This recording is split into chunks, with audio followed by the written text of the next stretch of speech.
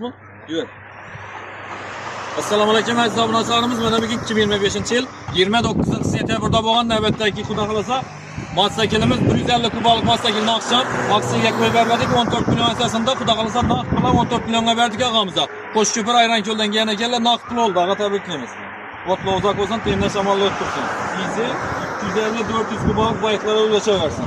Tabriklaymiz. Yana bir bor og'amizni skuteri bor ekan, hisoblab oldik. Xudo xolasa 3 milyon 800 ming so'm hisoblab oldik. Endi shu ko'rib turgan skuterlaringizni cho'tki sotsiyanada o'zi yaqinda sotib olgan ekanlar. Bezelli motosikl olacakman dedilar.